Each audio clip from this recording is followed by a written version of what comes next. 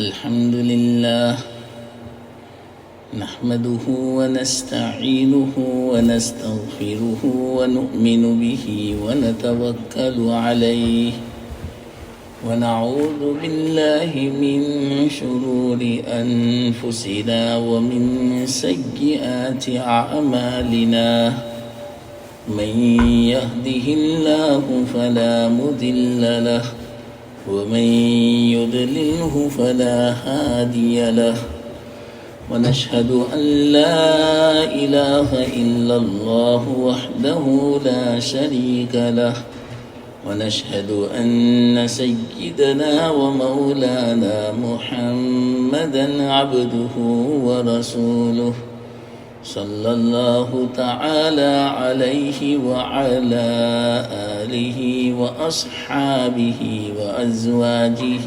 وذرياته وأتباعه وبارك وسلم تسليما كثيرا أما بعد فأعوذ بالله من الشيطان الرجيم بسم الله الرحمن الرحيم ولذكر الله أكبر والله يعلم ما تصنعون صدق الله العظيم. میری محترم ماں بہنیں، بہت مبارک مہینہ چل رہا ہے، غنیمت کا مہینہ ہے. معلوم نہیں آئندہ ہمیں نصیب ہوتا ہے یا نہیں. اس مہینے کے لیے اللہ کے رسول صلی اللہ علیہ وسلم 2 مہینہ پہلے سے دعا فرماتے تھے کہ یا اللہ ہمیں رمضان المبارک نصیب فرمانا. کیوں؟ اس بنا پر کہ اس مہینے میں اللہ کی رحمتیں موسلادھار بارش کی طرح نازل ہوتی ہے. اللہ تعالیٰ نے جس طرح دنیا میں درختوں کے لیے، پودوں کے لیے بارش کا انتظام فرمایا، تو اسی طرح ہمارے قلوب کے لیے، ہماری روحوں کے لیے سال میں ایک مرتبہ ایسا موسم ہمیں نصیب فرمایا کہ جس سے ہمارے قلوب کو غذا مل سکے، کھانا مل سکے. اس مہینے میں ہماری روح کو غذا ملتی ہے. جسم کو تو پورا سال غذا ملتی ہی رہتی ہے، بلکہ اللہ تعالیٰ اس مہینے میں جسم کو بھی بہترین غذا نصیب فرماتا ہے. عام دنوں میں اتنی برکت نہیں ہوتی جتنی اس مہینے میں ہوتی ہے. یہ سب کلام مجید کی برکت ہے، قرآن کی برکت ہے. میری ماں بہنیں، اگر ہماری زندگی میں قرآن آ جاوے تو کتنی برکت آ جاوے. ہمارے گھروں میں برکت، ہماری ذات میں برکت. ہماری ذات میں کیسی برکت آ جاوے اگر ہم صرف بسم اللہ پڑھیں، کسی کام کے شروع میں وہ کام مکمل ہو جاوے. اللہ تعالیٰ ایسی مبارک ذات بنا دیتا ہے. کتابوں میں آتا ہے کہ اللہ تعالیٰ جب کسی کام کو کرنے کا ارادہ فرماتا ہے تو صرف کن کہتا ہے، یعنی کن بھی ہمیں سمجھانے کے لیے، کن یعنی ہو جا، بس اتنا فرمایا. انما یقول لہ کن فیکون. جب کن فرماتے ہیں ہو جا، ارادہ فرمایا، فوراً ہو جاتا ہے. اللہ چاہے کہ اس جیسی دوسری دنیا بنانی ہے تو اللہ تعالیٰ 1 سیکنڈ میں بنا لے. ہمارا ایمان ہے. تو اللہ تعالیٰ جب کن فرماتا ہے فوراً وہ کام مکمل ہو جاتا ہے. کتابوں میں لکھا ہے جب اللہ والا صرف بسم اللہ پڑھتا ہے اللہ تعالیٰ اس کام کو مکمل فرما دیتا ہے. تو میری محترم ماں بہنیں، ہماری زندگی میں قرآن آ جاوے، کلام مجید آ جاوے، پھر بعد میں دیکھنا برکتیں کیسی ہیں. ہم جو بھی کام کریں گے بسم اللہ پڑھ کے اللہ اس کام کو پورا فرما دے گا. یہاں تک کہ کھانا پکائے بسم اللہ پڑھ کے باوضو ہو کر، تو اس میں اتنی برکت اللہ تعالیٰ نازل فرماتا ہے. اس کو جو کھاتا ہے قوت پیدا ہوتی ہے، عبادت کی توفیق ملتی ہے، نورانیت پیدا ہوتی ہے، آپس میں محبتیں پیدا ہوتی ہیں، گھر میں سے پریشانیاں جھگڑے دور ہوتے ہیں اگر ہم اس کا معمول بنا لیں. تو یہ کلام مجید کی برکت ہے، قرآن کی برکت ہے. اس مہینے میں تو بہت مبارک مہینہ ہے.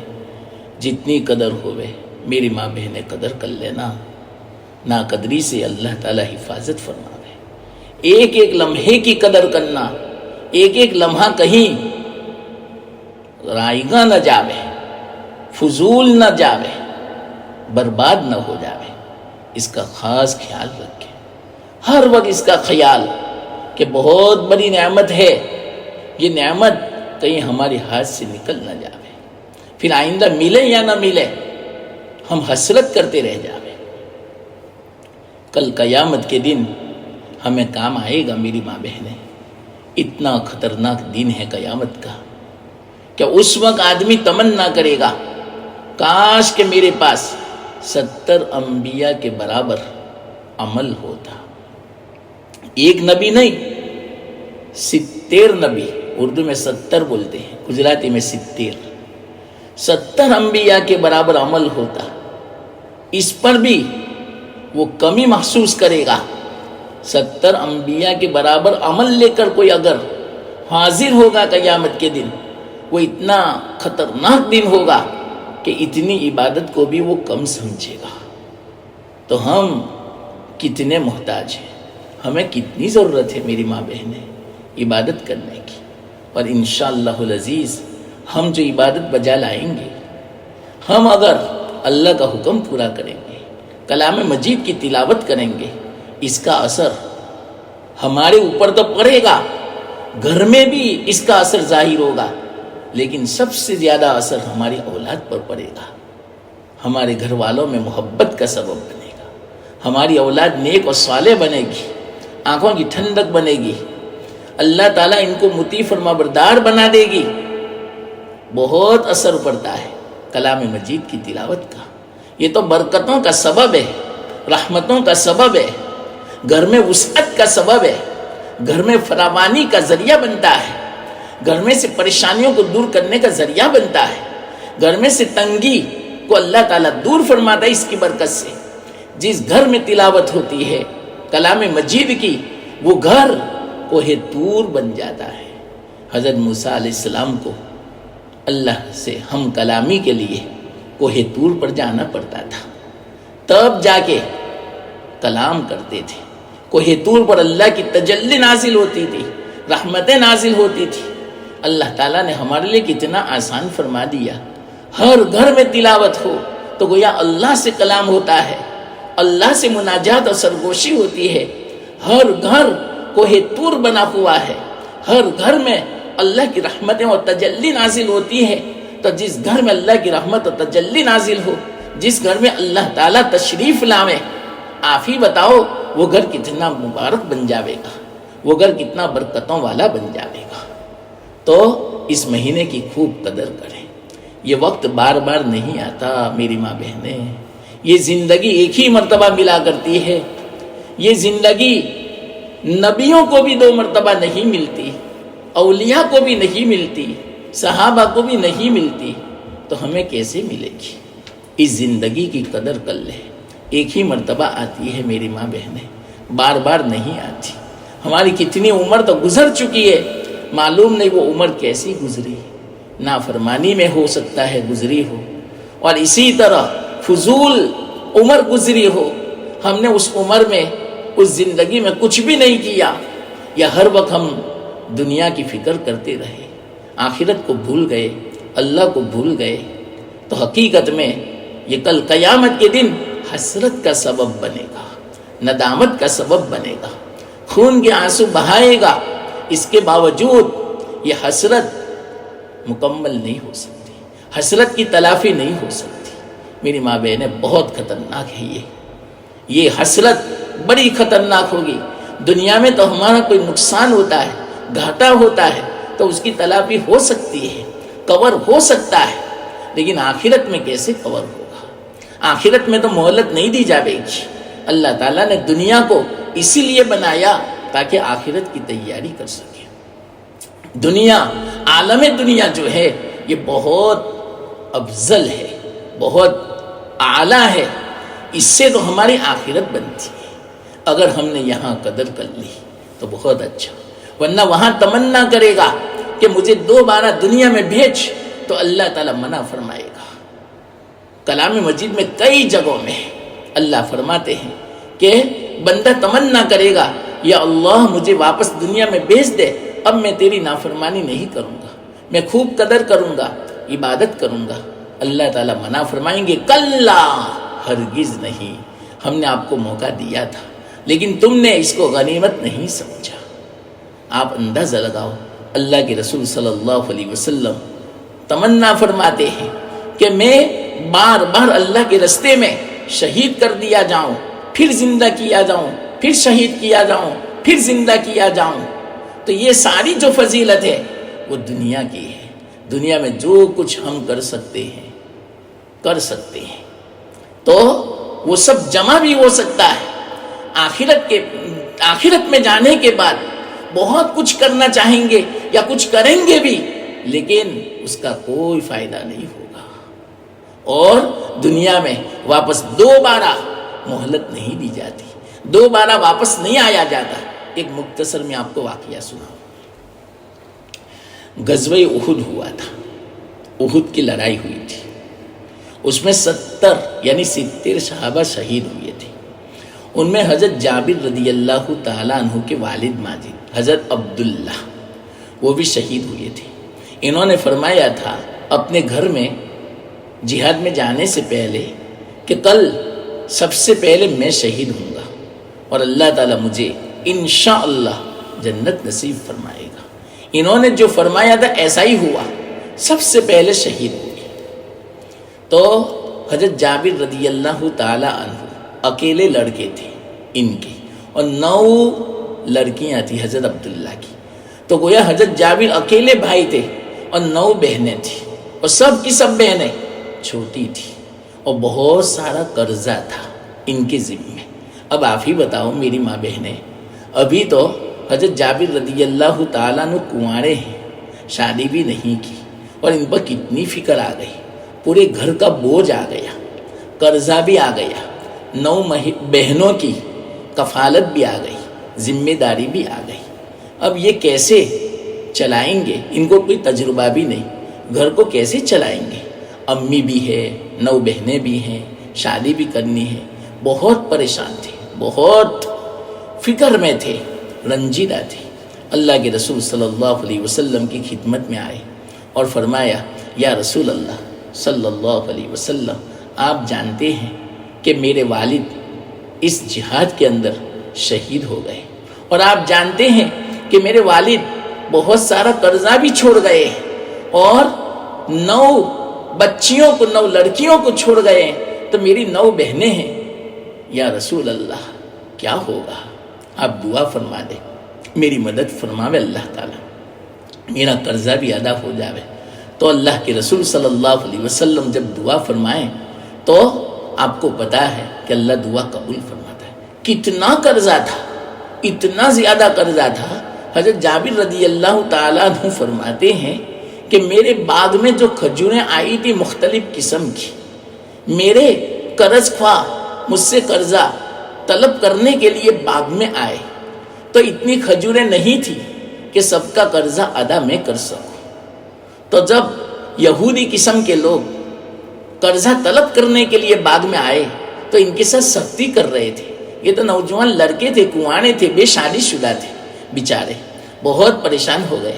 اللہ کے رسول صلی اللہ علیہ وسلم کی خدمت میں آئے اور یوں کہا، یا رسول اللہ صلی اللہ علیہ وسلم، آپ کو تو پتا ہے میرے باپ کتنا قرضہ چھوڑ گئے اور میرے قرض خواہ باغ میں آئے ہوئے ہیں. یا رسول اللہ، وہ بہت سختی کے ساتھ مطالبہ کر رہے ہیں، آپ ذرا تشریف لے آئیں باغ میں، اگر آپ کو دیکھ لیں تو وہ نرمی کا معاملہ کریں گے، میرے ساتھ سختی نہیں کریں گے. آپ کو دیکھنے کے بعد ان کو شرم محسوس ہوگی. تو اللہ کے رسول صلی اللہ علیہ وسلم نے فرمایا، جاؤ آپ باغ میں پہنچو اور جتنی کھجوریں ہیں الگ الگ قسم کی، سب کا الگ الگ ڈھیر بناؤ، میں آتا ہوں. آئے حضرت جابر رضی اللہ تعالیٰ عنہ، ساری کھجوریں جتنی باغ میں پیدا ہوئی تھی الگ الگ قسم کی تھی، سب ڈھیر بنایا. اور وہ قرض خواہ سب موجود تھے وہاں اور بہت سختی کر رہے تھے، ڈانٹ رہے تھے، جھڑک رہے تھے. حضرت جابر رضی اللہ تعالیٰ عنہ کو اتنے میں دیکھا کہ اللہ کے رسول صلی اللہ علیہ وسلم تشریف لا رہے ہیں. تو جب یہودیوں نے دیکھا، قرض خواہوں نے دیکھا کہ محمد آ رہے ہیں تو اور زیادہ جھڑکنے لگے، اور زیادہ غصے ہونے لگے، اور زیادہ سختی کے ساتھ کلام کرنے لگے کہ آپ نے ان کو کیوں بلایا، آپ ہمیں کیوں شرم میں ڈالتے ہو، اس طرح کہا. آخرکار اللہ کے رسول صلی اللہ علیہ وسلم باغ میں تشریف لے آئے. تو حضرت جابر رضی اللہ تعالیٰ عنہ نے کھجور کے جو ڈھیر بنائے تھے چھوٹے چھوٹے، ان میں سے ایک ڈھیر پر اللہ کے رسول صلی اللہ علیہ وسلم بیٹھ گئے. دیکھو، اس سے پتہ چلا جب ضرورت ہو تو کھانے کی چیز پر بیٹھ سکتے ہیں. مثال کے طور پر گیہوں کی بوری ہو، چاول کی گھن ہو، بوری ہو، تو اس پر اگر بیٹھنے کی ضرورت پڑے تو کوئی حرج کی بات نہیں، بیٹھ سکتے ہیں. اللہ کے رسول صلی اللہ علیہ وسلم کھجور پر بیٹھے تھے. اس سے یوں پتہ چلا کہ ضرورت پڑے تو کوئی حرج کی بات نہیں، بیٹھ سکتے ہیں. لیکن جان بوجھ کر قصدن ایسا نہیں کرنے کا. مثال کے طور پر ہمارے پاس روٹی پڑی ہے تو کہ لاؤ، مولانا نے کہا تھا نا کہ کھانے کے اوپر بیٹھ سکتے ہیں، تو لاؤ روٹی کے اوپر بیٹھو. نہ، یہ نہیں بیٹھ سکتے اس طرح، یہ تو بے ادبی ہے. یہاں کوئی ضرورت نہیں ہے روٹی پر بیٹھنے کی. ہاں، گھر میں ٹیبل نہ ہو، کرسی نہ ہو، اور چاول کی بوری پڑی ہو، گیہوں کی بوری پڑی ہو، دال کی بوری پڑی ہو، تیل کا ڈبہ پڑا ہو، تو اس پر اگر کوئی بیٹھنا چاہے ضرورت کی بنا پر تو کوئی حرج کی بات نہیں، بے ادبی نہیں ہے. اللہ کے رسول صلی اللہ علیہ وسلم اس طرح بیٹھے تھے، اس سے یہ ثابت ہوا. تو اللہ کے رسول صلی اللہ علیہ وسلم کھجور کے ایک ڈھیر پر بیٹھ گئے اور نیچے سے اپنے ہاتھوں کے ذریعے سے، اپنے دستے مبارک کے ذریعے سے کھجور دیتے رہے اور حضرت جابر رضی اللہ تعالیٰ عنہ وزن کرتے رہے. حضرت جابر فرماتے ہیں کہ اتنا زیادہ قرضہ تھا میرے ذمے کہ جتنا کھجور تھا باغ میں وہ سارا اگر میں دے دیتا پھر بھی میرا قرضہ ادا نہ ہوتا. لیکن اللہ کے رسول صلی اللہ علیہ وسلم جس کھجور کے ڈھیر پر تشریف فرما تھے اور اس میں سے کھجوریں نکال کر جو ترازو میں ڈالتے جاتے تھے، وزن کرتے جاتے تھے، سب کا قرضہ مکمل ہو چکا اور ابھی تو ایک ڈھیر بھی پورا نہیں ہوا تھا. بلکہ حضرت جابر فرماتے ہیں وہ ڈھیر صحیح سالم تھا، ایسا لگتا تھا کہ اس میں سے ایک کھجور بھی کم نہیں ہوئی. میری ماں بہنیں دیکھی، یہ ہے اللہ کی مدد، یہ ہے معجزہ اللہ کے رسول صلی اللہ علیہ وسلم کی برکت کہ سارا کھجور باقی رہا، ایک ہی ڈھیر میں سے سارا قرضہ ادا ہو گیا.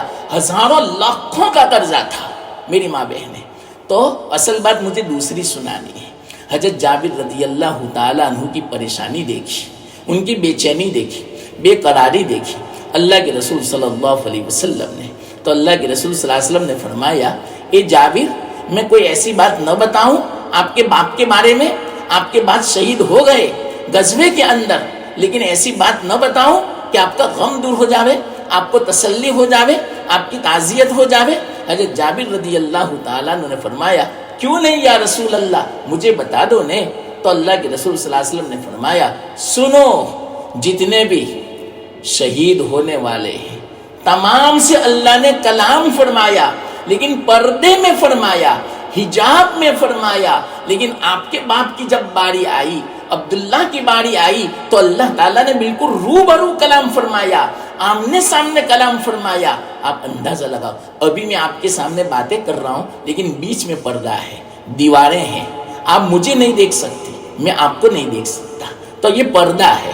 تو اللہ تعالیٰ نے حضرت عبداللہ سے جو کلام کیا بغیر پردے کے کیا، اتنا بالکل روبرو کیا، آمنے سامنے کیا، اور اللہ نے یوں فرمایا آپ کے ابا سے، یہ عبداللہ مانگو، تمنا کرو، جو کچھ تمنا کرنا ہے میں سب کچھ دوں گا آپ کو۔ تو حضرت عبداللہ نے فرمایا یا اللہ، آپ نے تو مجھے کتنا دیا، اور آپ نے تو ہمارے ساتھ روبرو کلام کیا، اس سے بڑی کیا نعمت ہو سکتی ہے؟ پھر بھی اللہ تعالیٰ نے فرمایا نہیں، تمنا کرو، مانگو۔ تو حضرت عبداللہ کیا فرماتے ہیں معلوم؟ میری ماں بہن کیا تمنا کرتے ہیں یہ میں آپ کو سمجھانا چاہتا ہوں۔ اصل بات یہ ہے، حضرت عبداللہ نے فرمایا یا اللہ مجھے واپس دنیا میں بھیج دے، میں واپس دنیا میں جانا چاہتا ہوں، اور میں واپس تیرے رستے میں اپنی جان لگانا چاہتا ہوں، اپنی جان فدا کرنا چاہتا ہوں، اپنی جان کو قربان کرنا چاہتا ہوں، اس لیے کہ تیرے رستے میں مجاہدہ کرنے میں، تیرے رستے میں جان دینے میں، قربان کرنے میں جو مزہ میں نے دیکھا، ایسا مزہ کسی چیز میں نہیں دیکھا۔ آپ اس سے اندازہ لگاؤ میری ماں بہنیں، اللہ تعالیٰ نے ان کو جنت بھی عطا فرمائی، روبرو کلام بھی فرمایا، اس کے باوجود وہ یہ تمنا کرتے ہیں میں تیرے رستے میں جہاد کرنا چاہتا ہوں، میں تیرے رستے میں جان دینا چاہتا ہوں، قربان کرنا چاہتا ہوں، تیرے نام پر جان دینے میں جو لطف اور مزہ ہے، ایسا مزہ میں نے کسی چیز میں نہیں دیکھا۔ لیکن اللہ کیا فرمائیں گے؟ نہیں عبداللہ، جو دوسری تمنا کرنا ہو ساری تمنا کر سکتے ہیں، لیکن یہ آپ کی تمنا پوری نہیں ہو سکتی۔ دیکھو یہ پورا واقعہ میں نے اس لیے سنایا، یہ آخری بات مجھے سمجھانی تھی کہ اتنے بڑے صحابی رسول ہیں، اللہ اتنا زیادہ خوش ہے کہ روبرو کلام کیا، انہوں نے تمنا کی مجھے واپس دنیا میں جانا ہے، لیکن یہ تمنا پوری نہیں ہوگی۔ جو کچھ کرنا ہے جب تک ہماری آنکھیں کھلی ہے میری ماں بہنیں کر لو، جو کچھ ذکر کا ذخیرہ کرنا ہو کر لو، ایسا نہ ہم بہانہ کریں، ہم تو کھانا پکاتے ہیں، گھر کا کام کاج کرتے ہیں، گھر کی صفائی کرتے ہیں، کپڑے دھوتے ہیں، بچوں کی تربیت کرتے ہیں، بچوں کو تیار کرتے ہیں، ہمیں کہاں فرصت ملتی ہے؟ میری ماں بہنیں یہ بہانہ ہے، کل قیامت کے دن پتہ چلے گا کہ اس میں بھی ہم اگر چاہتی تو ہم ضرور وقت نکال سکتی تھی کہ کھانا پکاتے پکاتے کتنی مرتبہ تیسرا کلمہ پڑھ سکتے تھے، کتنی مرتبہ درود شریف پڑھ سکتے تھے، کتنی مرتبہ استغفار کر سکتے تھے، کتنی مرتبہ قل هو اللہ کی سورت پڑھ سکتے تھے، کتنی مرتبہ سورہ فاتحہ پڑھ سکتے تھے۔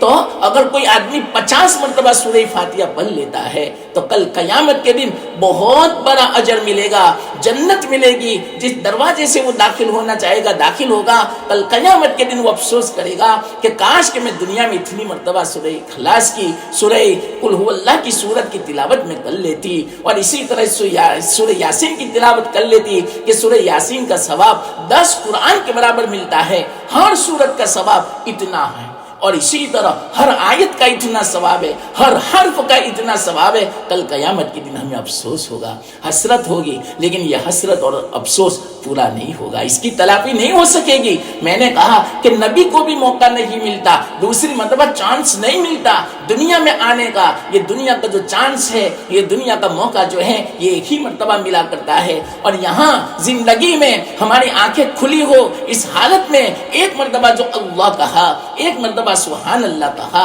اس کا اجر بہت زیادہ ہے۔ مرنے کے بعد ہم کروڑوں مرتبہ کہیں گے لیکن اس کا کوئی اجر نہیں ہوگا۔ مرنے کے بعد جو کچھ ہوگا وہ ٹائم پاس کے لیے ہوگا، اور یہاں جو کچھ ہے اس کی قدر ہوگی، اس کی قیمت ہوگی، اس کا اجر ہوگا، اس کا ثواب ملے گا۔ جیسا کہ آپ کو معلوم ہے ایک سبحان اللہ پڑھ لیتا ہے آدھا پلڑا بھر جاتا ہے، اور اسی طرح الحمدللہ جب ساتھ میں پڑھ لیتا ہے پورا پلڑا بھر جاتا ہے۔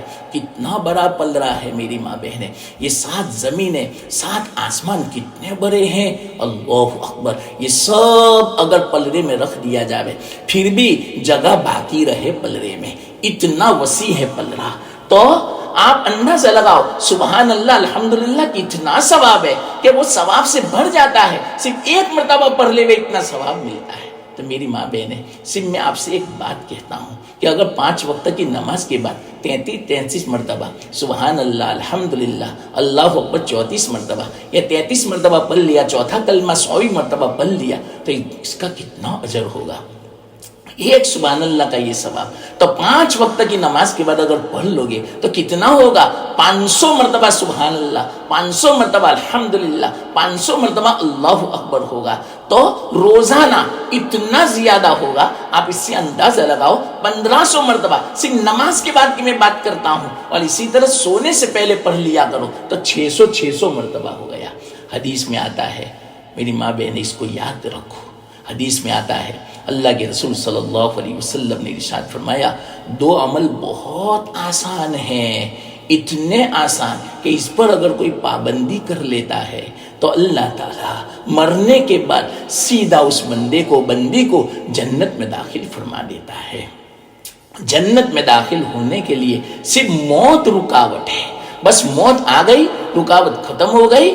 اس 2 عمل پر جو پابندی کر لیتا ہے تو سیدھا مرنے کے بعد وہ جنت میں داخل ہو جاتا ہے۔ میری ماں بہن ہے، یہ تو اتنا زبردست عمل ہے، اور اللہ کے رسول صلی اللہ علیہ وسلم نے فرمایا وہ عمل اتنا آسان ہے، اتنا آسان ہے کہ اتنا آسان عمل کوئی دوسرا نہیں ہے، لیکن عمل کرنے والے بہت تھوڑے ہیں۔ یہ بھی فرمایا کہ عمل تو یسیر ہے لیکن عمل کرنے والے قلیل ہے، آسان تو بہت ہے لیکن عمل کرنے والے بہت تھوڑے لوگ ہیں۔ کتنا آسان عمل ہے، وہ کون سا عمل؟ حضرت صحابہ نے فرمایا یا رسول اللہ صلی اللہ علیہ وسلم کیوں نہیں ہمیں بتاؤ۔ دیکھو صحابہ بہت لالچی تھے، حریص تھے ثواب کے، نیک اعمال کے، اور ہم الٹا ہیں، ہم دنیا کے حریص ہیں، دنیا کے لالچی ہیں، دنیا کی چیزوں کے ہم حریص ہیں، دنیا کی چیزوں کے ہم لالچی ہیں۔ صحابہ آخرت کے لالچی تھے، ثواب کے لالچی تھے، ذکر کے لالچی تھے، ہر وقت بس اس کی فکر میں رہتے تھے یا رسول اللہ ہمیں فلانا عمل بتا دو، ہمیں بتا دو۔ ہر وقت وہ تیار رہتے تھے اور عمل کرنے کے لیے بس ایک مرتبہ بتا دیا اللہ کے رسول صلی اللہ علیہ وسلم نے، اور اس کو دامن سے انہوں نے مضبوطی سے تھام لیا، دامن میں ان کو رکھ لیا اور مضبوط دھاروں سے ان کو پکڑ لیا، اور کبھی وہ عمل چھٹتا نہیں تھا۔ ان کی زندگی میں اتنی استقامت ہوتی تھی، اتنی پابندی ہوتی تھی۔ اللہ کے رسول صلی اللہ علیہ وسلم جب عمل بتاتے تھے، اس پر میں ایک حدیث سناتا ہوں ابھی، پہلے یہ حدیث میں پوری سمجھا دوں۔ تو اللہ کے رسول صلی اللہ علیہ وسلم نے ارشاد فرمایا 2 عمل بہت آسان ہیں لیکن اس پر عمل کرنے والے قلیل ہیں۔ وہ 2 عمل اتنے آسان ہیں کہ اس پر کوئی پابندی کر لیتا ہے تو وہ سیدھا جنت میں جاتا ہے، صرف موت بیچ میں رکاوٹ ہے۔ صحابہ نے فرمایا یا رسول اللہ ہمیں بتا دو نے وہ 2 عمل کون سے؟ تو کیا فرمایا اللہ کے رسول صلی اللہ علیہ وسلم نے فرمایا ہر نماز کے بعد تسبیح فاطمی پڑھ لو بس، اور سوتے وقت تسبیح فاطمی پڑھ لو۔ ہم نماز کی بات تو پڑھ لیتے ہیں لیکن سوتے وقت بھول جاتے ہیں، پورا دن تھک جاتے ہیں نا، تو جیسے بستر میں جاتے ہیں ہم وضو کرنا بھی بھول جاتے ہیں، دعا پڑھنا بھی بھول جاتے ہیں، اور اللہ کے رسول صلی اللہ علیہ وسلم جو عمل بتایا وہ عمل بھی ہم بھول جاتے ہیں، اور تسبیح بھی بھول جاتے ہیں۔ اور شیطان ایسے وقت میں بہت زور لگاتا ہے کہ کسی بھی طرح یہ تسبیح نہ پڑھ سکے، کسی بھی طرح یہ وضو نہ کر سکے، الگ الگ بہانے اس کو سمجھاتا ہے، بہت ٹھنڈی ہے، ٹھنڈا پانی ہے اور نیند اڑ جاوے گی، اس طرح شیطان وسوسے ڈالتا ہے۔ حالانکہ یہ سب غلط ہے۔ ایک مرتبہ عادت جو بناؤ، پھر بعد میں دیکھنا انشاءاللہ العزیز ٹھنڈے پانی سے بھی آپ وضو کرو گی اور کوئی نیند میں بھی خرابی نہیں ہوگی، بلکہ اس کی برکت سے اللہ تعالیٰ نیند بھی صحیح سکون والی عطا فرماوے گا، اور اسی طرح سنت طریقے پر ہمارا سونا ہوگا، اور باوضو اس طرح ہم سوئیں گے، تسبیح پڑھ کے سوئیں گے، دعا پڑھ کے سوئیں گے، اور اسی طرح کچھ صورتیں 4 کل اور سورہ فاتحہ، آیت الکرسی، آمن الرسول پڑھ کے سوئیں گے، ہمارے گھر کی بھی حفاظت ہو جاوے گی، ہمارے جسم کی بھی حفاظت ہو جاوے گی، جنات شیاطین سے بھی حفاظت ہو جاوے گی، ثواب کا ثواب بھی ملے گا اور اوپر سے جنت میں داخلہ بھی ہوگا۔ تو شیطان ایسے وقت میں بہت آدمی کو پھسلاتا ہے، ورغلاتا ہے اور کسی بھی طرح اس کو بھلا دیتا ہے، بلکہ بعض مرتبہ تسبیح پڑھتے پڑھتے اس کی آنکھ بن جاتی ہے، بند ہو جاتی ہے، آنکھ لگ جاتی ہے، پوری تسبیح نہیں پڑھ سکتا۔ حدیث میں یہ بھی ہے کہ شیطان اس کو تسبیح پڑھنے نہیں دیتا، اس لیے ہمیں چاہیے کہ اگر سوتے سوتے تسبیح پڑھنے میں آنکھ لگ جاتی ہو تو بیٹھ کے تسبیح پوری کر لے۔ تو اللہ کے رسول صلی اللہ علیہ وسلم نے فرمایا 2 عمل ہر نماز کے بعد تسبیح فاطمی پوری پڑھ لے اور سونے سے پہلے تسبیح فاطمی پڑھ لے، تو اس آدمی کے لیے جنت میں جانے کے لیے صرف موت رکاوٹ بنے گی، جیسے موت آئے گی فوراً وہ جنت میں داخل ہو جاوے گا۔ میری ماں بہنیں آپ اس سے اندازہ لگاؤ یہ تسبیح فاطمی کتنی قیمتی ہے۔ اور دوسری بات، اب پورا دن کام کر کے تھک جاتی ہو، گھر کا کام، پکانے کا کام، کپڑوں کا کام، بچوں کا کام، بچوں کو اسکول مدرسہ لے جانے کا، چھوڑنے کا، کتنا سب کام، اور اسی طرح کوئی مہمان آیا ہو تو اس کے ساتھ بیٹھنا اور اس کو وقت دینا، کتنا کام، بعض مرتبہ سونے کا وقت نہیں ملتا، بعض مرتبہ تلاوت کا وقت نہیں ملتا، اتنی تھک جاتی ہو، تو اس کے لیے سب سے بہتر عمل یہ ہے کہ ہم سونے سے پہلے تسبیح فاطمی پڑھ لیا کریں، انشاءاللہ العزیز اس کی برکت سے ساری تھکن بھی دور ہو جائے گی۔ میری ماں بہن، آپ نے تو واقعہ سنا ہوگا، حضرت فاطمہ رضی اللہ تعالی عنہا اکیلی گھر میں بچوں کی پرورش کرتی تھی، تربیت کرتی تھی، کپڑے دھوتی تھی، کھانا پکاتی تھی، چکی چلاتی تھی، جھاڑو دیتی تھی، سارا کام کاج حضرت فاطمہ کرتی تھی، پورا دن ان کو فرصت نہیں ملتی تھی آرام کی۔ تو ایک مرتبہ حضرت علی رضی اللہ تعالیٰ نے فرمایا، اے فاطمہ، جب اللہ کے رسول صلی اللہ علیہ وسلم کے پاس کچھ باندی آوے، کچھ غلام آوے، کچھ خادم آوے، تو ذرا مطالبہ کر لے کہ ہمیں بھی ایک خادم عطا فرماؤ یا رسول اللہ، آپ سب کو دیتے ہیں تو ہمیں کیوں نہیں؟ آپ اس سے اندازہ لگاؤ میری ماں بہنیں، اللہ کے رسول صلی اللہ علیہ وسلم دوسروں کو دیتے تھے، اپنی اولاد کو نہیں دیتے تھے، اپنی اولاد کو تو آخرت کی طرف متوجہ فرماتے تھے، اپنی اولاد کو تو آخرت کا ثواب سمجھاتے تھے، اپنی اولاد کو اللہ کا قرب بتاتے تھے، اپنی اولاد کو ذکر اور اسی طرح تسبیح بیان فرماتے تھے۔ آج ہماری حالت الٹی ہے، ہم اپنے اولاد کا سب کچھ کریں گے اور اتنا کریں گے کہ وہ پوری زندگی بھی استعمال کرتا رہے پھر بھی ختم نہ ہو۔ ہم دوسروں کا بہت کم سوچتے ہیں، یاد رکھنا، ہم دوسروں کا بھی اگر سوچیں گے تو اللہ تعالیٰ ہماری اولاد کا سوچے گا، ہماری اولاد کی زندگی بنا دے گا، ہماری اولاد کو نیک صالح بنا دے گا، ہماری اولاد کی دنیا بھی بنا دے گا، ان کا فیوچر اور مستقبل بھی روشن کر دے گا، اور اللہ تعالیٰ خوش ہوگا، وہ الگ، اور آخرت بھی ان کی بنا دے گا، آباد فرما دے گا۔ بہت ساری فضیلتیں ہیں۔ دیکھو حضرت فاطمہ رضی اللہ تعالیٰ عنہا کو پتا چلا کہ ہمارے ابا محمد مصطفیٰ صلی اللہ علیہ وسلم کے پاس کچھ باندیاں، کچھ خدام آئے ہوئے ہیں، تو اللہ کے حضرت فاطمہ تشریف لے گئی اللہ کے رسول صلی اللہ علیہ وسلم اپنے ابا کے پاس، اور یوں کہا، یا رسول اللہ صلی اللہ علیہ وسلم، آپ جانتے ہیں گھر کا سارا کام کاج میں کرتی ہوں، فرصت نہیں ملتی ہی، ہاتھ میں گٹے پڑ گئے، چھالے پڑ گئے، سخت ہاتھ ہو گیا۔ میری ماں بہن، آج اندازہ لگاؤ، ہاتھ سے کام کرتی تھی، یعنی کپڑے دھونا، جھاڑو دینا، چکی چلانا، تو اس میں ہاتھ کتنے سخت ہو جاتے ہیں، کیسے چھالے پڑ جاتے ہیں، گٹے پڑ جاتے ہیں۔ آج ہمارے ہاتھ بڑے نرم و نازک ہیں، ہم سے ایسا کام نہیں ہو سکتا ہے جو حضرت فاطمہ صحابیہ کیا کرتی تھی، اور وہ بھی کون؟ اللہ کے رسول صلی اللہ علیہ وسلم، سرکار دو جہاں، ان کی مطلب کہ لختے جگر اور چہیتی لختے جگر محبت والی، اگر جو حضرت فاطمہ چاہتی اور اللہ کے رسول صلی اللہ علیہ وسلم سے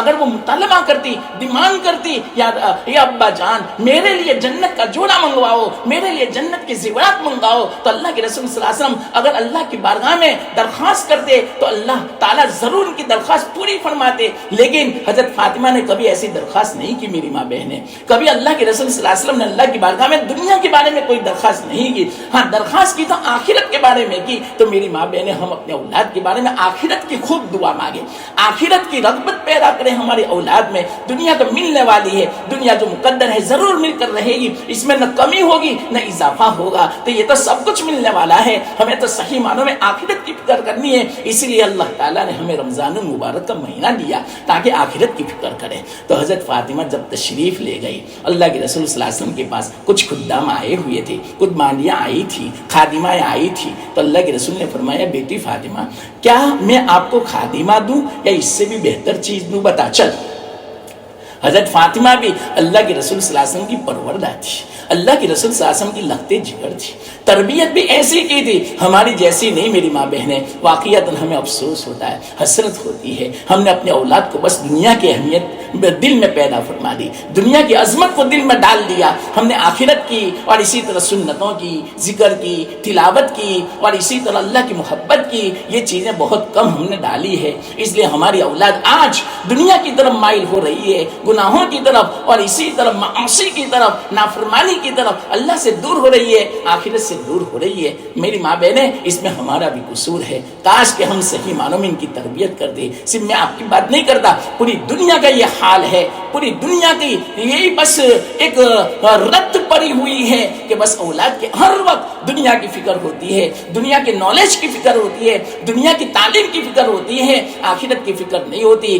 آخرت اور اسی طرح نمازوں کی اور اسی طرح تلاوت کی، کلام مجید کو صحیح پڑھنے کی اور اسی طرح اس کو تلاوت کرنے کی کوئی فکر بہت کم ہوتی ہے. بس اللہ تعالیٰ سب کو صحیح توفیق دے. تو دیکھو اللہ کے رسول صلی اللہ علیہ وسلم فاطمہ سے کہا، بیٹی فاطمہ کیا میں آپ کو خادم دیا اس سے کوئی بہتر چیز دوں؟ تو حضرت فاطمہ دیکھو کیسی تربیت تھی. حضرت فاطمہ نے فرمایا یا میرا ابا جان ہاں اس سے بہتر چیز مجھے دو. تو اللہ کے رسول نے فرمایا بیٹی سوتے وقت تسبیح فاطمہ پڑھ لیا کر، تسبیح پڑھ لیا کر 33 مرتبہ سبحان اللہ، 33 مرتبہ الحمدللہ اور 34 مرتبہ اللہ اکبر، بس یہ پڑھ لیا کر. یہ اس سے بھی بہتر چیز ہے. دیکھو بیٹی کی تربیت کیسی ہوگی. نوجوان 18-20 سال کی عمر ہے، وہ اس پر راضی ہو گئی، اس پر خوش ہو گئی.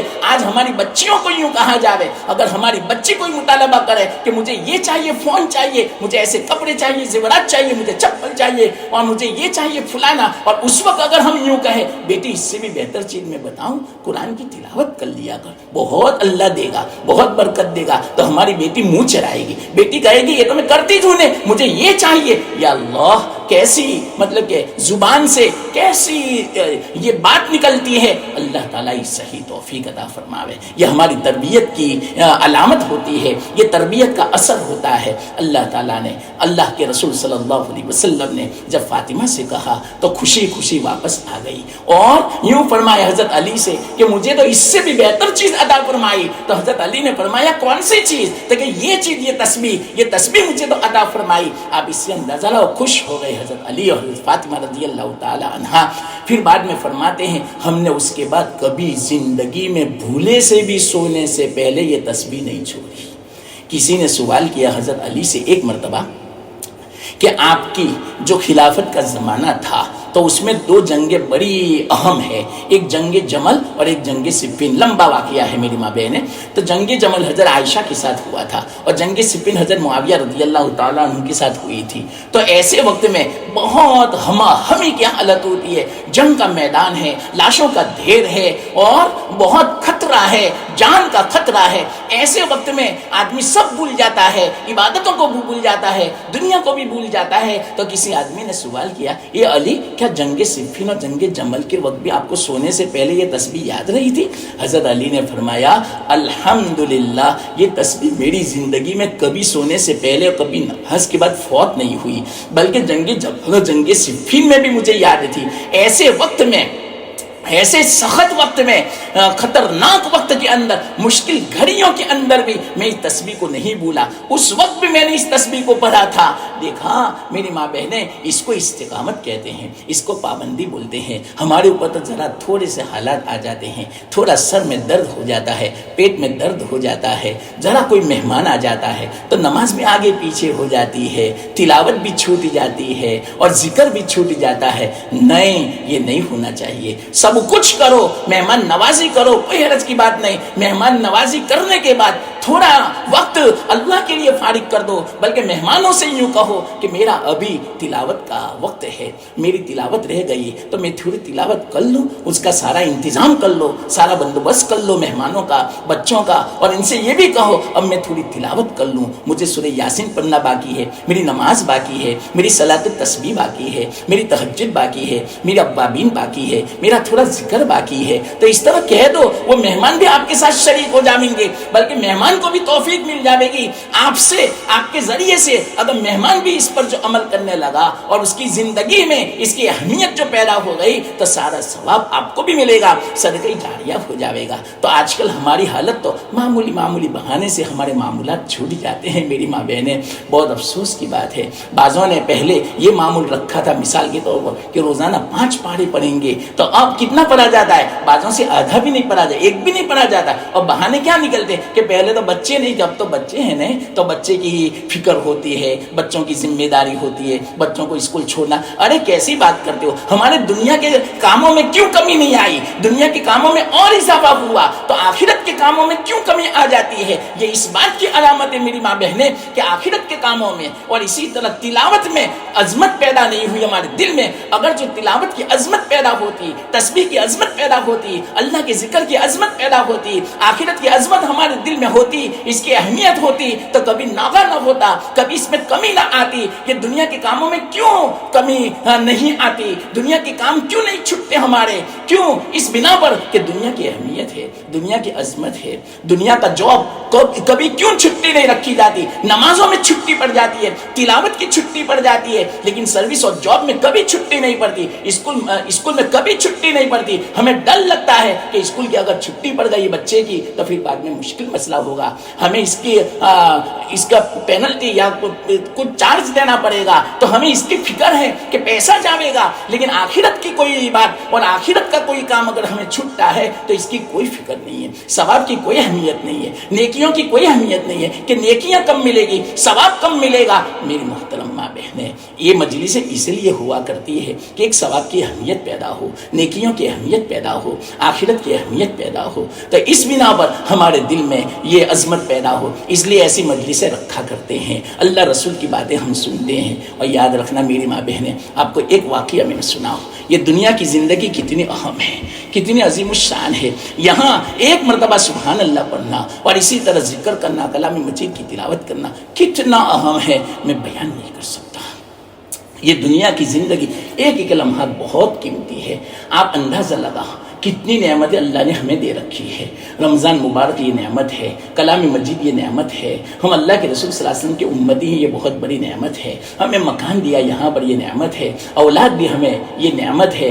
آنکھیں دی, سانس ہم لیتے ہیں, ہوا دی اللہ تعالیٰ نے, پانی دیا, کھانے کی چیزیں دی, اور اسی طرح نہ معلوم کیا کیا نعمتیں ہیں, میں گنا نہیں سکتا. اللہ خود فرماتے ہیں وَإِن تَعُدُّوا نِعْمَتَ اللَّهِ لَا تُحْصُوهَا, اگر تم اللہ کی نعمتوں کو شمار کرنا چاہے تو نہیں کر سکتے, کوئی بھی نہیں کر سکتا. کروڑوں نعمتیں ہیں, ایک ایک نعمت میں آپ کو گناؤں اس کے لیے کافی وقت چاہیے. میری ماں بہن, صرف ایک بات میں آپ سے کہوں, یہ جو سانس لیتے ہیں یہ بھی نعمت ہے, سانس نکالتے ہیں یہ بھی نعمت ہے. اگر ہم سانس نہ لے سکے, مر جاویں, اور سانس لینے کے بعد نکال نہ سکے تو اس میں بھی ہم ختم ہو جاویں, تو ہر سانس میں دو نعمتیں ہیں. تو اس کے علاوہ تو کتنی نعمتیں ہیں. ہماری کڈنی صحیح سالم ہے, ہمارا پیٹ معدہ صحیح سالم ہے, ہمارے پیر صحیح سالم ہے, انگلیاں صحیح, ہمارے آنکھیں, ہمارے کان, ہمارے دانت, زبان, گلا, سب کچھ, ہمارا دماغ. یہ آپ دیکھو دنیا میں کیسے کیسے مریض ہیں, کیسے کیسے بچے ہیں. اللہ اکبر, ان سب کو دیکھو اور اس سے عبرت حاصل کرو اور اس سے سبق حاصل کرو کہ یا اللہ ہمارا بچہ تو ایسا نہیں, تو نے ہمیں تو ایسا نہیں بنایا. کہ بعض ایسی بچے عورتیں ہیں بیچاری کہ دوائی کے بغیر ان کو نیند نہیں آتی, دوائی کے بغیر کھانا نہیں کھا سکتی, دوائی کے بغیر چل نہیں سکتی, سہارے کے بغیر چل نہیں سکتی. اور اسی طرح کتنی سب چیزیں ہیں دنیا میں جو بہت محتاج ہے, ہر چیز کے, کھانے کے محتاج, مکان کے محتاج, اور اسی طرح ہر چیز کے کتنے محتاج ہیں بیچارے. تو ان سب کو ہم دیکھیں کہ اللہ نے کتنی ہمیں نعمتیں دے رکھی ہے. تو اتنی نعمتیں ہیں, میں گنا نہیں سکتا. پانی کا ایک گھونٹ کتنی بڑی نعمت ہے, کھانے کا ایک لقمہ کتنی بڑی نعمت ہے. میری ماں بہنیں, اگر سمجھ میں نہ آوے تو میں آپ سے میں کہتا ہوں, غزہ کی حالت دیکھ لو, فلسطین کی حالت دیکھ لو. بیچارے بچے بعض مرتبہ 5-5 دن تک ایک گھونٹ پانی نہیں ملا, تو ان کی کیا حالت ہوگی میرے ماں بہنیں. ان کو جب ایک قطرہ ملتا تھا نل میں سے, اس کو بھی چاٹ لیا کرتے تھے. آپ نے دیکھا ہوگا کہ نل میں سے پانی لیکیج ہوتا ہے, پانی گرتا ہے, تو ایک ایک قطرے کو اپنے منہ میں وہ ڈالتے ہیں. میری ماں بہنیں, آپ اس سے اندازہ لگاؤ, وضو کا تو دور کا مسئلہ, غسل تو دور کا مسئلہ, کپڑے تو دور کا مسئلہ, کپڑے بھی میلے ہیں کئی کئی مہینوں سے, اور کئی کئی مہینوں سے غسل نہیں کیا. ارے کھانے کو نہیں ملتا, پینے کو پانی نہیں ملتا, اور وضو کو پانی نہیں ملتا. اور آج ہمیں کتنی بڑی نعمتیں ہیں. یہ تو میں نے پانی کی نعمت گنائی, کھانے کی نعمت گنائی. آپ دیکھو غزہ کے اندر کتنے بچے بیچارے بھوکے مر گئے, اور ان کی حالت کیسی ہو چکی, جو گلاب جیسے تھے بالکل لکڑی جیسے ہو گئے. کتنے خوبصورت وہاں تھے, لیکن وہ خوبصورتی ساری ختم ہو چکی پیاس کی بنا پر, بھوک کی بنا پر. یہ حالت ہمارے سامنے ہے. ان کو دیکھ کر تو ہم اللہ کا شکر ادا کریں کہ یا اللہ تیری کتنی نعمتیں ہیں. یا اللہ ہم تیرا شکر بجا نہیں لا سکتے, کم سے کم اللہ کا شکر تو ادا کریں, کم سے کم اللہ کا ذکر تو کریں, اللہ کو یاد تو کریں, خوب تسبیح پڑھیں, گناہوں سے بچیں, اللہ سے دعا کریں, اس مہینے کی قدر کریں, اس کو معمولی نہ سمجھیں. میری ماں بہنیں, تو میں یہ سمجھا رہا تھا کہ یہ ساری دنیا کی نعمتیں ہیں. ایمان بھی نعمت ہے, رمضان بھی بہت بڑی نعمت ہے میری ماں بہنیں, شب قدر نعمت ہے, روزہ نعمت ہے, اللہ کے رسول صلی اللہ علیہ وسلم کی امتی ہونا نعمت ہے, کھانے پینے کی چیزیں نعمت ہے, آسمان اسی طرح سورج چاند ستارے یہ نعمت ہے، زمین درخت پھل یہ سب کچھ نعمتیں ہیں، یہ ساری نعمتیں ہیں، لیکن یہ نعمتیں کب ہوگی صحیح معنوں میں استعمال؟ جبکہ ہمارا وجود بھی تو ہو، ہماری زندگی بھی تو ہو، ہم دنیا میں موجود تو ہو۔ اگر ہم ہی موجود نہیں ہیں تو ان نعمتوں سے کون فائدہ اٹھا سکتا ہے؟ اس سے پتا چلا سب سے بڑی نعمت ہمارا وجود ہے، سب سے بڑی نعمت ہماری زندگی ہے، ہماری زندگی ہے، ہمارا وجود ہے، ہم دنیا میں باقی ہیں، ہماری عمر ہے تو ایمان بھی ہے، رمضان بھی ہے، شب قدر بھی ہے، کھانا بھی ہے، امتی بھی ہیں، کلام مجید بھی ہے، اور دوسری ساری نعمتیں بھی ہے، ظاہری نعمتیں بھی ہے، باطنی بھی نعمتیں ہیں۔ یہ ہماری آنکھیں بھی ہے، کان بھی ہے، زبان بھی ہے، حلق بھی، ہاتھ پیر بھی ہے، پیٹ بھی ہے، سب کچھ، دماغ بھی ہے۔ یہ ساری نعمتیں کب ہیں؟ جبکہ ہمارا وجود تو ہو۔ اس سے پتا چلا ساری نعمتوں کی اصل ہماری زندگی ہے، ہمارا وجود ہے، ہمارا دنیا کا یہ عالم ہے، دنیا کی یہ بقا ہے۔ جب تک ہمارا وجود ہے، جب تک ہماری زندگی ہے، جب تک ہماری عمر ہے، تب تک یہ ساری نعمتیں ہیں۔ اس سے پتا چلا ساری نعمتوں کی اصل ہماری زندگی ہے۔ محترم میری ماں بہنیں، اس سے پتا چلا اس نعمت کی قدر کر لو، اس نعمت کی ناقدری سے اللہ تعالی ہماری حفاظت فرماوے۔ یہ نعمت بہت بڑی ہے میری ماں بہنیں، مرنے کے بعد پتا چلے گا کہ یہ نعمت کتنی اونچی تھی، یہ نعمت کتنی اونچی تھی۔ کل قیامت کے دن کلام مجید میں بہت ساری آیتیں ہیں جس میں اللہ سے یہ تمنا کرے گا کہ یا اللہ کاش کہ تم مجھے دنیا میں بھیج دے تاکہ میں اس کی قدر کروں۔ اللہ فرمائے گا میں نے بہت تجھے موقع دیا تھا، 60 سال کی عمر دی تھی، 50 سال کی عمر دی تھی، 70 سال کی عمر دی تھی، 80 سال کی عمر دی تھی، تو نے کیا کیا؟ تو نے قدر نہیں کی، تیرا نقصان ہے، میرا تو کوئی قصور نہیں ہے، میں نے تو مہلت بھی دی تھی لیکن تو نے اب قدر نہیں کی۔ تو میری ماں بہن، قیامت کا دن اتنا خطرناک ہوگا، 70 انبیاء کے برابر عمل کر کے کوئی آئے گا تو اس کو بھی کم سمجھے گا۔ اس لیے ان دنوں کو، اس عمر کو، اس مبارک مہینے کو ہم غنیمت سمجھے، معمولی نہ سمجھے۔ تو دیکھو میں آپ کو ایک مختصر واقعہ میں سناؤں عالم برزخ کا۔ دیکھو 3 عالم ہیں، ابھی جو ہم زندہ ہیں، جہاں رہتے ہیں، اس کو عالم دنیا بولتے ہیں، دنیا کا عالم۔ اور اس کے بعد موت ہوگی، مرنے کے بعد قبر میں جائیں گے، تو قبر تو ایک کھڈا ہے، گڑھا ہے، تو وہ ایک عالم ہے میری ماں بہن ہے۔ عالم مثال جس کو بولتے ہیں، عالم برزخ اس کو بولتے ہیں، اور عالم قبر بھی بولتے ہیں میری ماں بہن ہے۔ تو یہ عالم ارواح بھی اس کو بولتے ہیں، ایک مستقل عالم ہے۔ یہ دنیا کتنی بڑی ہے، اس سے بڑا عالم ہے وہ عالم مثال، عالم ارواح۔ ہم خواب میں جو کچھ دیکھتے ہیں نا، وہ عالم مثال کی باتیں دیکھتے ہیں، عالم ارواح کی چیزیں دیکھتے ہیں۔ بڑی اس میں تفصیل ہے، ابھی وقت نہیں ہے، ورنہ میں آپ کو سمجھا تھا عالم مثال کی باتیں، اور خواب میں کیا مناسبت ہے، خواب جو ہمیں نظر آتا ہے تو اس میں کیا نسبت ہے، وہ بھی میں آپ کو سمجھا تھا۔ مثال کے طور پر 1-2 بات میں آپ کو بیان کر دوں۔ حدیث میں آتا ہے، اللہ کے رسول صلی اللہ علیہ وسلم نے ارشاد فرمایا، جس نے خواب میں دودھ پیتے ہوئے اپنے آپ کو دیکھا تو اس کا مطلب یہ ہوگا کہ اللہ تعالیٰ اس کو علم دے گا۔ دیکھو یہ ہے، تو گویا عالم مثال میں علم کی مثال دودھ کی ہے۔ وہ جو عالم اللہ تعالیٰ نے بنایا تو وہاں دودھ نہیں ہے، وہاں علم ہے، لیکن علم کی مثال دودھ کی شکل ہے۔ تو اگر دودھ پیتے ہوئے اپنے آپ کو دیکھے تو اللہ تعالیٰ اس کو بہت علم دے گا۔ تو میری ماں بہن، آج تک کسی نے اگر دودھ کا خواب دیکھا کہ میں نے دودھ کا پیالہ پیا، دودھ کا گلاس پی لیا اور دودھ کی پوری پتیلی میں نے پی لی، تو یاد رکھنا یہ علامت اس بات کی ہے، اس خواب کی تعبیر یہ ہے کہ اللہ تعالیٰ آپ کو علم دے گا، آپ کو سمجھ دے گا، دین کی فہم دے گا، آپ کو فہم سلیم، عقل سلیم دے گا۔ یہ اس بات کی علامت ہے، یہ بہت اچھا خواب ہے، بہت بہترین خواب ہے۔ تو اسی طرح مثال کے طور پر عالم مثال میں اگر خواب میں کسی نے دیکھا کہ میں نے کوئی جبہ پہنا ہے، کپڑا پہنا ہے، اور وہ جبہ کتنا بڑا ہے معلوم، ٹخنے سے بھی نیچا ہے، تو اس کی تعبیر کیا ہوتی ہے معلوم، اللہ تعالیٰ اس کو دین دے گا۔ جتنا لمبا جبہ اتنا زیادہ دیندار سمجھا جائے گا، اور جتنا چھوٹا مطلب کہ کرتا ہوگا، اپنے آپ کو بدن میں دیکھا کہ صرف پیروں تک ہے، صرف پیٹ تک ہے، تو اس کا یہ مطلب ہوا آپ کو اتنا ہی دین ملے گا۔ تو یہ عالم مثال کی باتیں ہیں، عالم مثال کو سمجھنے کے لیے بڑا علم چاہیے.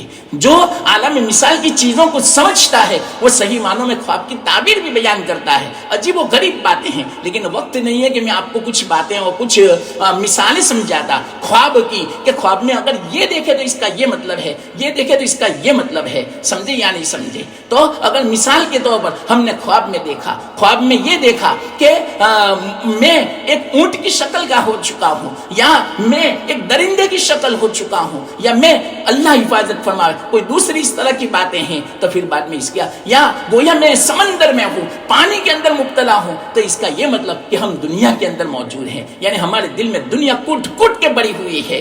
تو اس طرح کی باتیں ہیں. اور اسی طرح میں فلانا جانور بن چکا ہوں تو اس کا یہ مطلب ہے کہ اس جانور کی جو صفت ہے نا وہ ہمارے اندر موجود ہے. مثال کے طور پر اونٹ کے اندر کینہ بہت ہوتا ہے, بغض بہت ہوتا ہے. ہم اونٹ کو دیکھیں تو یوں سمجھے کہ ہمارے دل میں کینہ ہے کسی کا.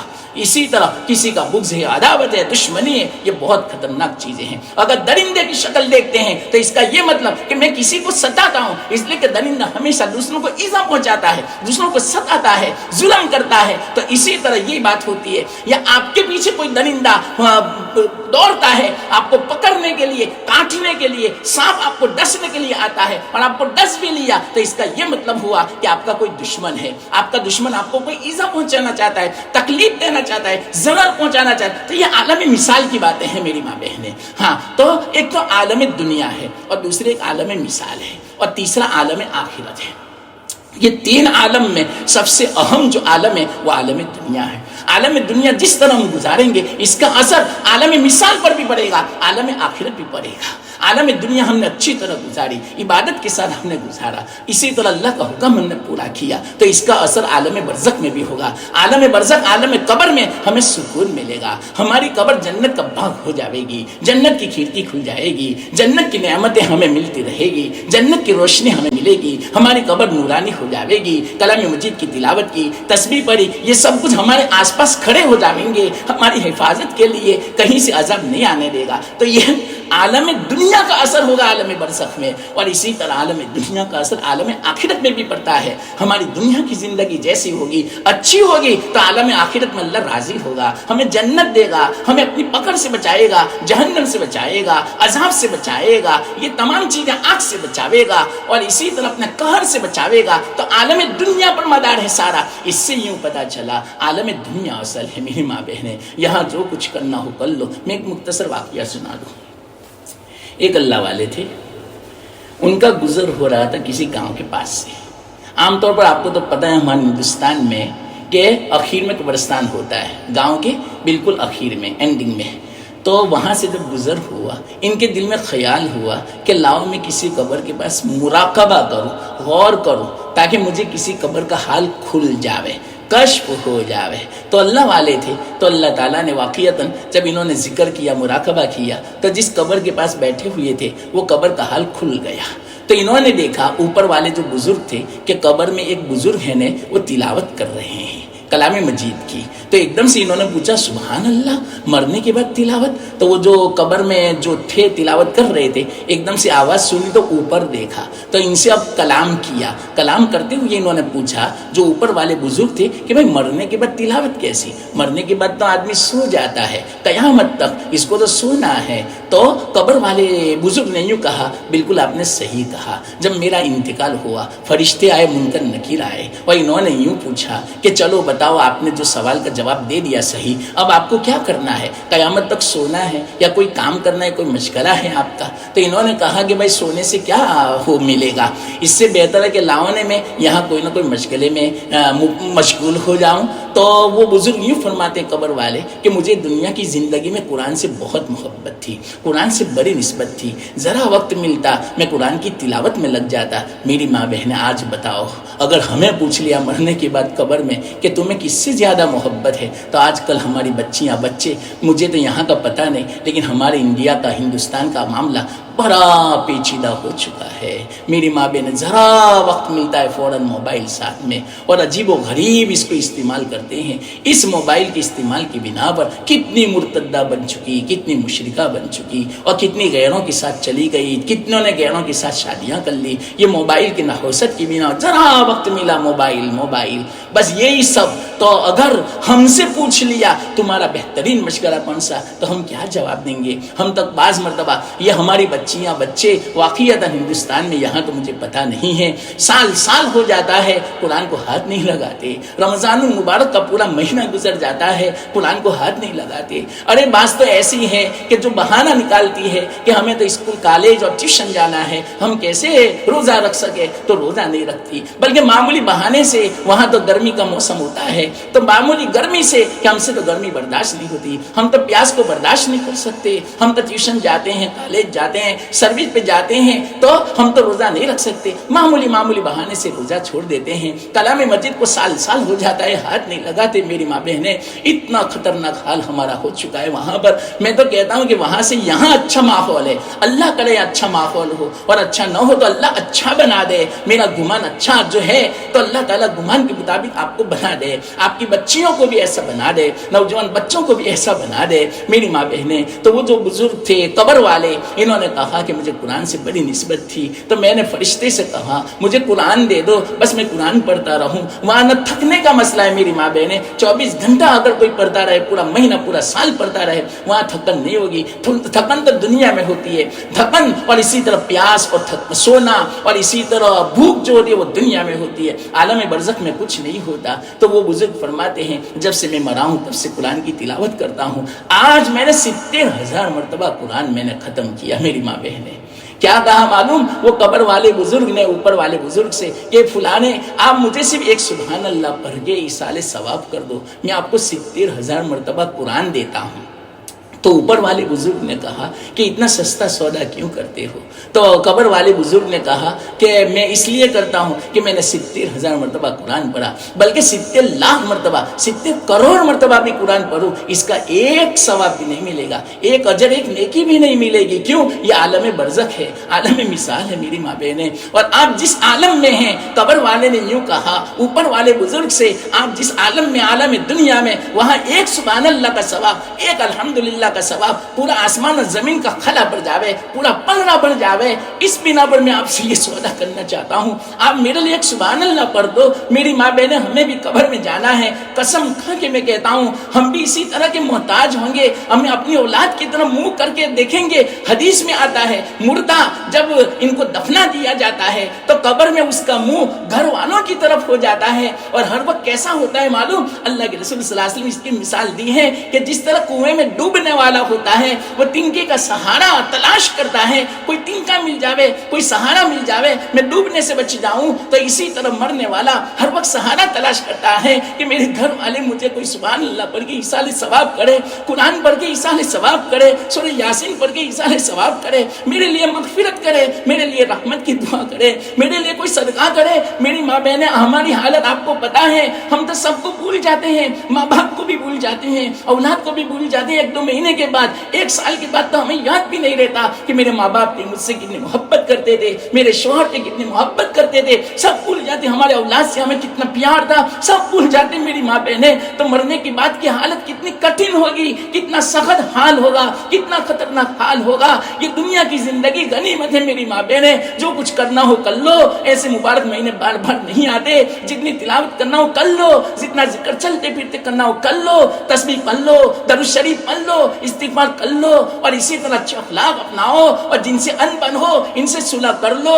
اپنے دل میں کینہ ہو, بغض ہو, اس کو دور کر دو, دشمنیوں کو ختم کر دو. یہی سب کام آئے گا. اپنے رشتہ داروں کے ساتھ بولنا نہ ہو تو بولنا شروع کر دو, معافی مانگ لو. اللہ کو بہت پسند ہے, اللہ تعالیٰ بہت معافی کو پسند کرتا ہے. ہم نے اگر کسی کو معاف کر دیا, اللہ ہمیں معاف کر دے گا. میری ماں بہنیں اس کو معمولی نہ سمجھے.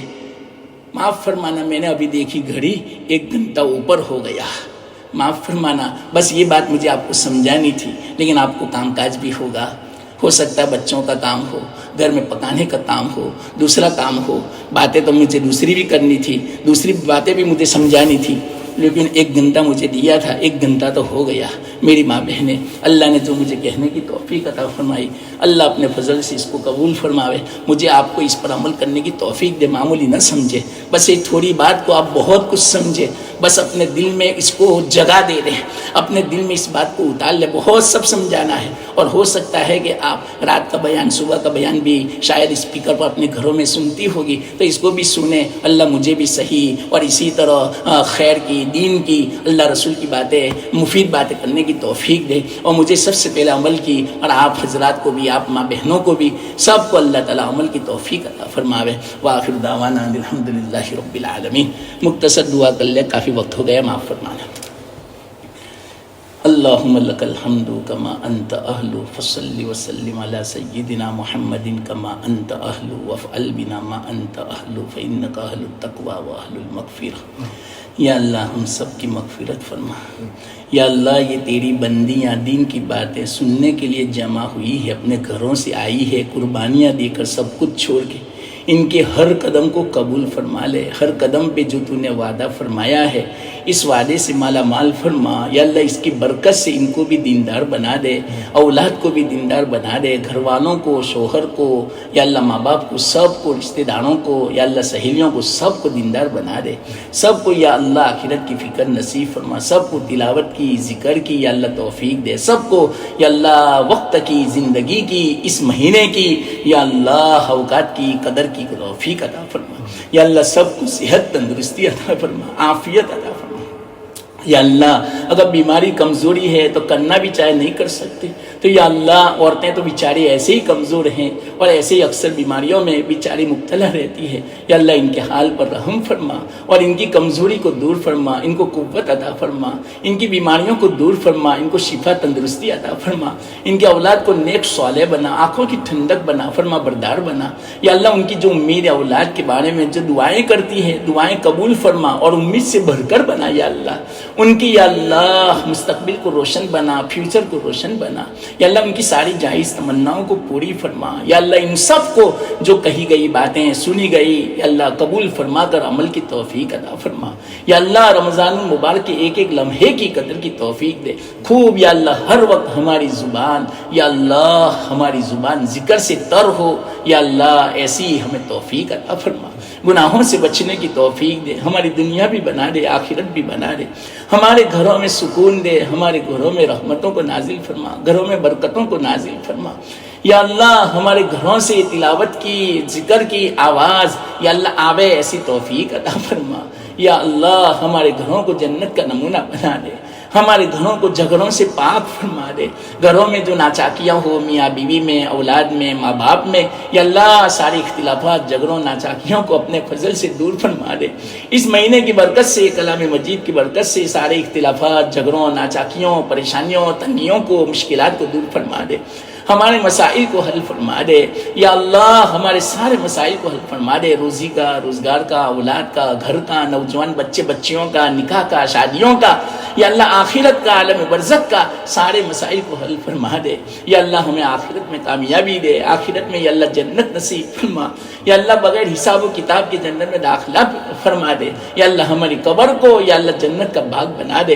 یا اللہ جو ہمارے بچے بچیاں مرتد ہو چکی ہے، مشرکی، اللہ ان کو صحیح توفیق دے، واپس ایمان میں آنے کی توفیق دے۔ یا اللہ فتنوں سے تو بچا لے، برائیوں سے بچا لے، ہماری اولاد کو بری صحبت سے بچا لے۔ یا اللہ ہماری اولاد کو یا اللہ شرک سے، کفر سے یا اللہ حفاظت فرما، گناہوں سے، بری صحبت سے حفاظت فرما۔ یا اللہ ہمارے بچوں کی، اولاد کی، نسلوں کی، سب کی ایمان کی، جان مال عزت آبرو کی، اعمال کی، ہر چیز کی حفاظت فرما۔ ہمارے بچوں کو، نوجوانوں کو تلاوت کی یا اللہ توفیق دے، تلاوت کا شغف، تلاوت کا شوق، تلاوت کی رغبت نصیب فرما، ذکر کی توفیق دے یا اللہ۔ یا اللہ ہماری آنکھوں کی ٹھنڈک بنا دے، یا اللہ شوہروں میں یا اللہ عورتوں میں آپس میں محبتیں دے دے، یا اللہ خوب محبتیں دے دے، غلط تعلقات کو دور فرما دے۔ یا اللہ غلط تعلقات جو ہو یا اللہ جو فتنوں کا سبب ہے، بے چینیوں کا سبب ہے، یا اللہ تنگیوں کا سبب ہے، یا اللہ اس کو تو دور فرما دے، یا اللہ روزی میں برکت دے، روزی میں برکت کے جتنے بھی اسباب ہیں ان اسباب کو اختیار کرنے کی توفیق عطا فرما، یا اللہ ہمیں نمازوں کی پابندی نصیب فرما، سنتوں نوافل کی پابندی نصیب فرما، تلاوت ذکر کی پابندی نصیب فرما، یا اللہ اچھا اخلاق کی پابندی نصیب فرما، برے اخلاق سے پوری حفاظت فرما، ریا کبر عجب سے، کینہ سے، بغض عداوت سے، یا اللہ دوسروں کو حقیر سمجھنے سے، دوسروں کو ستانے سے، ظلم سے، حق تلفی سے ہم سب کی یا اللہ تو حفاظت فرما، جھوٹ سے، خیانت سے، بری نظر سے پوری حفاظت فرما، یا اللہ اس رمضان کی خوب حفاظت کی توفیق دے، خوب قدر کی توفیق دے، یا اللہ یا ارحم الراحمین ہمیں مفید بات کہنے کی، عمل کرنے کی توفیق دے، علم نافع عطا فرما، علم میں برکت عطا فرما، ہمارے بچوں کو یا اللہ جو حفظ قرآن کر رہے ہیں یا اللہ ان کی حفظ کو آسان فرما دے، ان کو جید حافظ قرآن بنا، جید عالم دین بنا، ہماری بچیوں کو بھی جن کو شوق حفظ قرآن کا، علم دین کا، ان کو بھی یا اللہ حافظہ بنا، عالمہ بنا، فقیہ بنا، اپنے والدین کی مطیع فرما بردار بنا، آنکھوں کی ٹھنڈک بنا، سکون کا ذریعہ بنا، یا اللہ ان کے لیے نیک صالح دیندار اچھا جوڑا مقدر فرما، یا اللہ جن کے والدین بیمار ہو، پریشان ہو، یا اللہ ان کی بیماری کو دور فرما دے، پریشانی دور فرما دے، مشکلات آسان فرما، اور جن کے گھر والے، والدین، متعلقین، رشتہ دار جو بھی یا اللہ تیری رحمت میں آ چکے ہیں اس مہینے کی برکت سے یا اللہ ان کی مغفرت فرما، ان کی قبروں کو نور سے منور فرما، ان کی قبروں کو جنت کا باغ بنا دے، یا اللہ ہمیں ان کے لیے ایصال ثواب کی توفیق عطا فرما، جن کے والدین زندہ ہیں ان کو خوش رکھنے کی توفیق دے، خدمت کی توفیق دے، ان کی ناراضگی سے پوری حفاظت فرما، ان کی بد دعاؤں سے، دل دکھانے سے پوری حفاظت فرما، یا اللہ ایسی خدمت کی توفیق دے کہ ان کا دل خوش ہو جاوے، ہماری جنت بن جاوے، آخرت بن جاوے، دنیا بھی بن جاوے، یا اللہ سب مسئلے حل ہو جاتے ہیں والدین کو راضی رکھنے سے، تو یا اللہ ہمیں والدین کو راضی رکھنے کی توفیق عطا فرما، ناراض کرنے سے تو بچا لے، یا اللہ ان کی بے ادبی گستاخی کرنے سے پوری حفاظت فرما، ان کو ستانے سے، ظلم کرنے سے پوری حفاظت فرما، یا اللہ ہمیں آپس میں محبت سے رہنے کی توفیق عطا فرما، آپس میں اتفاق جوڑ نصیب فرما، یا اللہ اختلافات سے، توڑ سے پوری حفاظت فرما، شیطانیت نفسانیت سے پوری حفاظت فرما، گناہوں معاصی سے پوری حفاظت فرما، یا اللہ ہم جس گھر میں بیٹھے ہیں، جس گھر میں یا اللہ یہ جو تعلیم ہو رہی ہے، جس گھر میں یا اللہ یہ جو اللہ رسول کی باتیں ہو رہی ہے، یہ گھر کا کام کاج جو چل رہا ہے، اس کام جو باقی ہے یا اللہ اس کو عافیت کے ساتھ پورا فرما دے، اور جو کام انہوں نے کیا اس کو مبارک بنا دے، ہم یا اللہ ان کو مبارکبادی پیش کرتے ہیں، ان کو برکت دے، ان کو رحمتوں سے مالا مال فرما، ان کے گھر میں نور پیدا فرما، نورانی بنا دے، ان کے اولاد کو نیک صالح بنا دے، ان کے اولاد کی جو امید ہے پوری فرما دے، یا اللہ ان کو بہترین بدلہ نصیب فرما، ان کو گھر کو یا اللہ وسیع بنا دے، وسعتوں والا بنا دے، فرشتوں کی آمد کا ذریعہ بنا دے، شیاطین کا اثر دور فرما دے، جنات کا اثر دور فرما دے، برے اثرات کو، صحت جادو کو دور فرما دے،